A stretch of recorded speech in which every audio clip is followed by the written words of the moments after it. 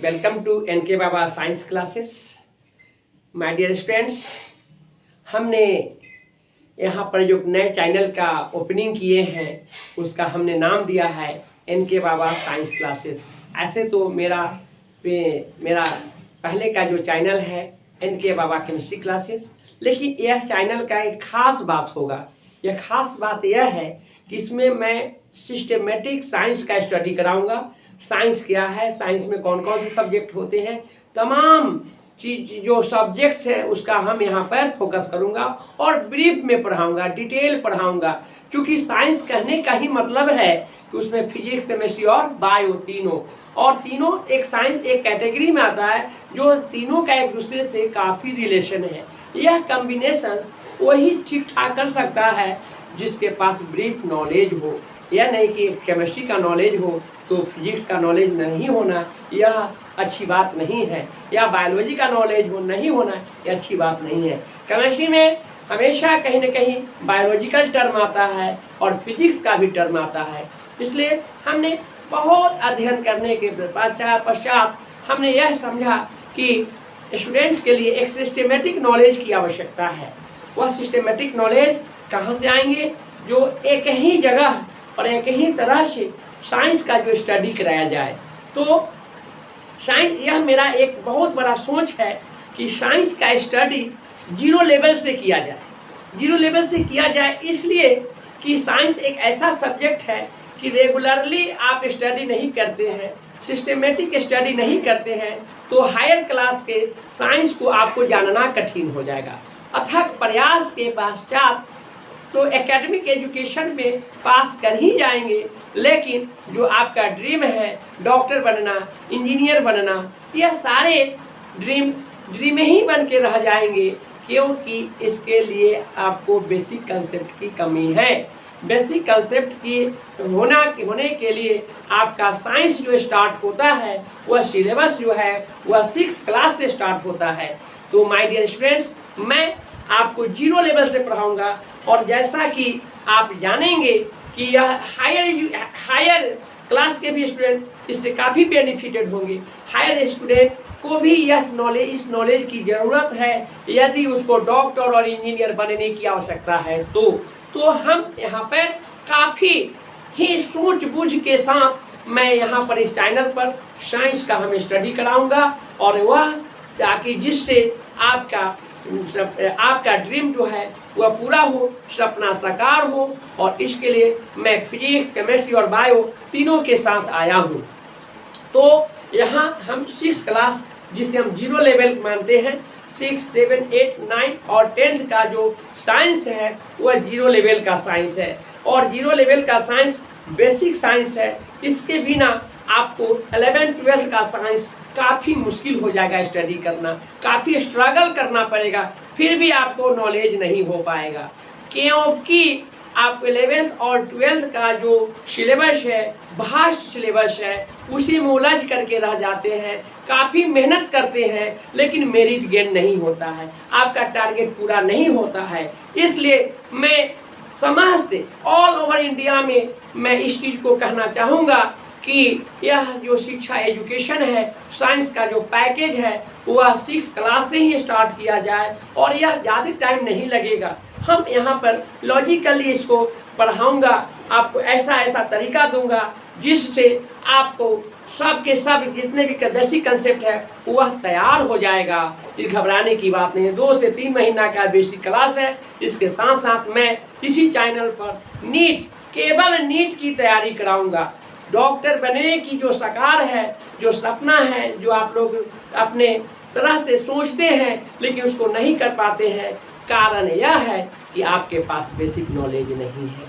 Basic knowledge के साथ साथ आपको एक कंसेप्ट की ज़रूरत है, एक बड़ा सिलेबस की ज़रूरत है जो हम स्टार्ट करने जा रहे हैं। तो हमने चैनल में नाम रखा है N K Baba science classes. Science काफ़ी यूनिक टर्म है। साइंस जो है आप यह जानेंगे, साइंस एक ग्रीक वर्ड साइंटिया से लिया गया है, जिसका मतलब होता है टू नो। और नॉलेज। तो आप ये जानेंगे साइंस का मतलब ये होता है, जिसको आप यह जानेंगे कि यह विज्ञान है। विज्ञान, विज्ञान जो है दो शब्द से बी प्लस ज्ञान, यानी विशेष ज्ञान, एडवांस नॉलेज की बात मैं करूंगा। विशेष ज्ञान। तो आप ये जानेंगे कि यह सब्जेक्ट ही, टॉपिक्स ही ऐसा है, यह सब्जेक्ट ही ऐसा है जिसका मतलब है कि नॉलेज। आपके पास नॉलेज है तो आप साइंस का स्टूडेंट हैं। तो नॉलेज कहाँ से आएगा कैसा नॉलेज? नेचर का स्टडी। यहाँ पर हम लोग नेचर का स्टडी करेंगे। नेचर क्या है, नेचर में अर्थ कैसे है, एटमॉस्फेयर कैसे है, हाइड्रोस्फेयर कैसे है, लिथोस्फेयर कैसे है, लिविंग थिंग्स क्या है, नॉन लिविंग थिंग्स क्या है, अर्थ क्या है, मून क्या है, स्टार क्या है, तमाम चीज़ जो है, जो मानव के पास, मानव के मस्तिष्क में ये तरह तरह की प्रश्न आते हैं, उसका यहाँ पर उसका निदान होगा। यहाँ पर आप समझेंगे, आप जानेंगे कि साइंस जो है वो एक साइंटिया ग्रीक वर्ड से लिया गया है, जिसका मतलब होता है टू नो, जानना। किसके बारे में जानना? तो नेचर के बारे में जानना। किसका स्टडी करना? नेचर का स्टडी करना। That means the word science is derived from the Greek word scientia, which means study about knowledge। तो कैसा नॉलेज होना चाहिए? तो नेचर का नॉलेज होना चाहिए। कैसा स्टडी होना चाहिए? तो नेचर के बारे में स्टडी होना चाहिए। नेचर क्या है इसके बारे में आपको जानना है। तो आप जानेंगे कि collection of systematic and advance knowledge about natural phenomena is called science. यानी आप यह जानेंगे कि नेचर की जो घटनाएं हैं उसके बारे में सिस्टमेटिक कलेक्शन जो होता है, उस कलेक्शन जो करते हैं, उसका जो संग्रह करते हैं, उसका जो स्टडी करते हैं, वही साइंस है। तो आप ये जानेंगे कि साइंस का स्टडी कौन करेगा, साइंस का होता क्या है। तो आप जानेंगे कि वह साइंस का स्टडी ओनली और ओनली, केवल और केवल मनुष्य ही कर सकता है, ह्यूमन ही कर सकता है। क्योंकि नेचर के डेप्थ, नेचर के बारे में उसी मानव ही एक ऐसा प्राणी है जो जान सकता है, इसलिए वह ब्रेनी है, उसमें अवेयरनेस है, उसमें विस्डम है, उसमें सोचने की शक्ति है। यह सोचने की जो क्षमता है केवल मानव में है। समस्त संसार के प्राणियों में ऐसी मस्तिष्क नहीं है जो मस्तिष्क, जो ब्रेन नेचर ने मानव को दिया है। नेचर मीन्स गॉड समझेंगे, जो अनलिमिटेड उनके पास एनर्जी है, जो हम लोग कल्पना करते करते अपने पूरे जीवन को बिता देते हैं, फिर भी उनके बारे में हम पूरे के पूरे नहीं समझ पाते हैं। जरा सोचिए सूर्य के बारे में, सन के बारे में। सन कैसा ऑब्जेक्ट है जो पूरे ब्रह्मांड को एनर्जी देता है, लाइट एनर्जी देता है, सोलर एनर्जी देता है। यदि कल्पना कीजिए यह सन नहीं रहता तो क्या होता? कुछ नहीं होता। इसलिए कि सन है तो अर्थ है, अर्थ है तो यहाँ पर एटमॉस्फेयर है, हाइड्रोस्फेयर है, और एटमॉस्फेयर और हाइड्रोस्फेयर है, दैट मीन्स वायुमंडल है और जलमंडल है, तो यहाँ जीवन है। जीवन इसलिए है कि यहाँ एटमॉस्फेयर है, यहाँ ऑक्सीजन है, एप्रोप्रिएट अमाउंट में ऑक्सीजन है।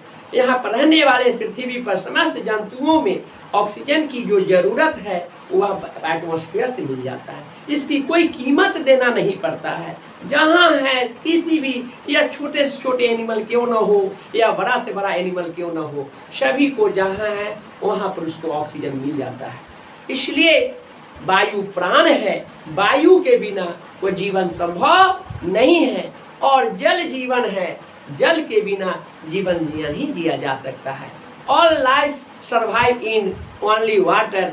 जीवन की जितने भी समस्त जीवधारी प्राणी है, सभी सबके सब सर्वाइव किया है, सबके सब ओरिजिन उत्पत्ति हुई है किससे? वाटर से। वाटर क्या है? वह एक मटेरियल है। कैसा मटेरियल है? लिक्विड मटेरियल है। एटमॉस्फेयर क्या है? वो भी एक मटेरियल है, उसमें ऑक्सीजन है, कार्बन डाइऑक्साइड है, नाइट्रोजन है और कुछ अनदर इनर्ट गैस का कंपोजिशन है, जिसमें ऑक्सीजन जो है ब्रीदिंग के लिए, श्वसन के लिए हम लोग यूज करते हैं, कि डायरेक्ट नहीं, एटमॉस्फेरिक ऑक्सीजन की मैं बात कर रहा हूँ जिसमें नाइट्रोजन है। डायरेक्ट ऑक्सीजन तो किसी को तुरंत जला देगा, लेकिन वहाँ पर नाइट्रोजन का अमाउंट ज़्यादा है। वह आप जान लीजिए कि वह नाइट्रोजन जो 78% जो नेचर में, एटमॉस्फेयर में अवेलेबल ऑफ नाइट्रोजन है, जो ऑक्सीजन की जो जलने का गुण जो है उसको इनर्ट करके रखता है। इन तमाम हम यह बतलाना चाहते हैं कि यह जो नेचर में जो तमाम चीज़ों को देखते हैं, जो नेचुरल फिनोमेना है, जो अर्थ है, एटमॉस्फेयर है, जो क्या कहते हैं यूनिवर्स है, तो तमाम चीज़ों को हम लोग साइंस के द्वारा स्टडी करेंगे। यह साइंस केवल और केवल मानव ही जान सकता है, क्योंकि मानव नेचर के एक एक चीज़ों को वह जानने का प्रयास करता है, उसके पास ब्रेन है। मानव ही एक नेचर के बाद मानव ही एक ऐसा प्राणी है, मानव ही एक ऐसा एनिमल है जो नेचर के तमाम जो उनके फिनोमेना है उसके बारे में यह जानता है। तब तो आज देख रहे हैं कितने बड़े टेक्नोलॉजी जो है, साइंस जो है, वह किसका देन है? मानव का। मानव ने जो जो चीज़ों को देखा है, जो जब जब उसकी समस्याएं आई है उसका निदान किया है। आप हाल फिलहाल की घटना को देखिए, जो पूरे विश्व में, जो पूरे वर्ल्ड में वह प्रभावित किया कोविड-19। वह कुछ दिनों के लिए तो उसका कोई उपचार नहीं था, लेकिन मानव वैज्ञानिकों ने, डॉक्टरों ने इसका क्या किया, स्टडी करके उसका उपचार खोज लिया, इसका ट्रीटमेंट खोज लिया, इसका मेडिसिन खोज लिया और कोरोना को चलते बना दिया। वह कोरोना आज नहीं है। तो जैसे जैसे समस्याएं आती है उसका निदान होता है। मानव जब सभ्यता के विकास के साथ जब मानव पृथ्वी पर आया, बहुत सारे कष्टों को उन्होंने झेला, प्राकृतिक घटनाओं को झेला, प्राकृतिक आपदाओं को झेला, लेकिन सहन करते करते करते करते विकसित होते होते ज्ञानी मानव जो होमो सैपियंस के रूप में है, जो हम लोग हैं, वह समस्या आया, उस पर हमने सोचा और उसके समस्या को निदान के लिए हमने अग्रसर प्रयास किया और उसके द्वारा आज यह है। तो माय डियर स्टूडेंट्स, आप यह जानेंगे कि यह जो टेक्नोलॉजी है, यह जो साइंस है, वह आपको मानव के मस्तिष्क का देन है। जब जब यहाँ पर समस्याएं आई है, मानव ने उसका खोज किया है। आज एरोप्लेन की बात कीजिए, आज मोबाइल की बात कीजिए, आज कम्युनिकेशन की बात कीजिए, आज लिविंग थिंग्स की बात कीजिए, हर जगह कहीं ना कहीं किसी न किसी रूप में साइंस का महत्व है। तो आप स्टडी क्यों न करेंगे साइंस का? क्योंकि साइंस ही तो नॉलेज है। जैसा कि हमने कहा कि नॉलेज है, यानी यह नॉलेज साइंस के पास है और मानव के पास है, यह हमको साइंस से होता है। तो इसके बारे में थोड़ा सा आज हम फोकस करेंगे। कल से मैं सिस्टमेटिक इसका टॉपिक्स को हम उठाएंगे, जिसमें फिजिक्स होगा, केमिस्ट्री होगा और बायो। मैंने मिसलेनियस सब्जेक्ट को इसलिए लिया है कि एक दूसरे से रिलेटेड है। इसमें यदि कोई पार्टिकुलर फिजिक्स जानता है तो वह अच्छा साइंस केमिस्ट्री फिजिक्स नहीं पढ़ा पाएगा। यदि कोई पार्टिकुलर केमिस्ट्री जानता है तो अच्छा केमिस्ट्री नहीं पढ़ा पाएगा। यदि कोई पार्टिकुलर बायोलॉजी जानता है तो अच्छा नहीं पढ़ाएगा। कारण यह है कि तीनों एक दूसरे से रिलेटेड है और ये तीनों बातों को डेप्थ में जानने की ज़रूरत है। और जो टीचर इस तरह की डेप्थ को नहीं जानेंगे, बच्चों को कैसे ऊंचाई तक ले जा सकते हैं, बच्चों को कैसे डॉक्टर बनाएंगे, कैसे इंजीनियर बनाएंगे, कैसे साइंटिस्ट बनाएंगे। डॉक्टर और इंजीनियर ही तो साइंटिस्ट है, जो खोज करता है, जो आविष्कार करता है, जो इन्वेंशन करता है और तरह तरह के जो आविष्कार करने के बाद जो देता है, उससे पृथ्वी पर रहने वाले समस्त पर्यावरण, समस्त जीवधारियों के लिए बहुत बहुत इम्पोर्टेंट है। तो आप यदि डॉक्टर बनना चाहते हैं, इंजीनियर बनना चाहते हैं, तो साइंस को एकदम बहुत बहुत अच्छे ढंग से स्टडी करने की ज़रूरत है। और वह साइंस 0 लेवल से, वह आपका सिलेबस 6 क्लास से है। ये नहीं सोचेंगे कि 6, 7, 8, 9 और 10th का सिलेबस हम कैसे कवर करेंगे और इतना लोअर से जाएंगे। आप नहीं जाएंगे तो आप डॉक्टर नहीं बन सकते हैं, आप इंजीनियर नहीं बन सकते हैं। तो इसलिए हम उन स्टूडेंट को यह संदेश देना चाहते हैं, जो स्टूडेंट्स जो 6th क्लास के हैं, वह 6th क्लास से रेगुलरली वह पढ़ेंगे और रेगुलरली पढ़ देंगे 6 का के बाद उसका थोड़ा सा डेवलप करके 7 से थोड़ा सा सिलेबस को हाई करके 8 में लाया है, 8 से थोड़ा सा और सिलेबस को बढ़ा करके 9 में लाया है और 10th में। और 10th के बाद इतने भास्ट हो जाता है तो वहाँ पर जा करके स्टूडेंट जो है आप बिल्कुल वह जो है डेविएट हो जाते हैं। आप सोचिए ना 10th में क्या है, एक बुक है, छोटी सी पतली बुक है जिसमें फिजिक्स केमिस्ट्री बायो तीनों है। 11th में जाते हैं 2 बुक्स जो है केमिस्ट्री का आ जाता है, 2 बुक्स फिजिक्स का हो जाता है, बायो का हो जाता है। कहाँ से इतना कवर करेगा स्टूडेंट्स? नहीं होगा, यह पॉसिबल नहीं है। पॉसिबल कब होगा? जब वह 0 लेवल से जानेंगे। उनके 6 का नॉलेज होना चाहिए, उनका 7 का नॉलेज होना चाहिए, उनका 8 का होना चाहिए, 9 का होना चाहिए, 10th तक हो गया तो आगे तो उनको कुछ सोचना ही नहीं है। तो इन तमाम जो साइकोलॉजिकल इफेक्ट स्टूडेंट के पास है कि मैं कमज़ोर हूँ, हमसे नहीं होता है, हम डॉक्टर नहीं बन पाते हैं, निराश होते हैं, तो जो +2 कर गए उनके लिए तो थोड़ा सा परेशानी होगा ही, लेकिन उनका भी समस्या को मैं दूर करूँगा। 4 से 5 महीना जो है थोड़ा सा वह बेसिक क्लास को हमारा देख लेंगे तो वह उनको कहीं दिक्कत नहीं होगा, क्योंकि ब्रेन तो डेवलप हो ही गया है, इनको फॉलो करने में दिक्कत नहीं होगा और आगे जा कर के वो तुरंत सिलेबस को मेंटेन करेंगे और वह जानेंगे। इतना ही नहीं, आप जानेंगे कि मेडिकल हो या इंजीनियरिंग हो, ऑब्जेक्टिव पैटर्न पर क्वेश्चन है, फास्ट नॉलेज की ज़रूरत है, लॉजिक की ज़रूरत है। आप बहुत स्टडी किए हुए हैं, आपके पास बहुत नॉलेज है, लेकिन किताबी नॉलेज से आपको डॉक्टर नहीं बन सकते, क्योंकि वहाँ टाइम फैक्टर बहुत बड़ा महत्व रखता है। लॉन्ग टाइप का न्यूमेरिकल्स रहते हैं, लॉन्ग टाइप का केमिस्ट्री का न्यूमेरिकल्स रिएक्शंस रहते हैं, बड़े पैराग्राफ दे करके बायोलॉजी से क्वेश्चन पूछे जाते हैं। तो आपको हर लॉजिक चाहिए कि आप क्वेश्चन देखते ही आपका माइंड में आंसर आना चाहिए, उसको वहाँ बनाना नहीं है। यदि आप बनाने के लिए कलम पकड़ लेते हैं तो आप रिजल्ट नहीं देंगे, आपका बहुत सारे समय बर्बाद हो जाएगा। आपका 180 क्वेश्चन का जवाब देना संभव नहीं है, क्वेश्चन छूट जाएगा, आपसे नहीं हो पाएगा। इसके लिए ग्रेविटी की ज़रूरत है, इसके लिए पेशेंस की ज़रूरत है और इसके लिए मेंटेन करने की ज़रूरत है और रेगुलरली पढ़ने की ज़रूरत है, रेगुलरली आपको प्रैक्टिस की ज़रूरत है, जो मैं आपको गाइडलाइन दूँगा। बहुत पढ़ने वाले स्टूडेंट भी रिजल्ट नहीं देते हैं, पढ़ने का तरीका उनका अलग है, वह बहुत सा नॉलेज रखते हैं। किताब का जैसे फिजिक्स का न्यूमेरिकल आता है बनाना स्टार्ट करते हैं कॉपी पर, 5 मिनट टाइम लग जाता है। यहाँ बनाना कितना है? 1 मिनट में। आप सोचिए, कभी संभव है, कभी संभव नहीं है।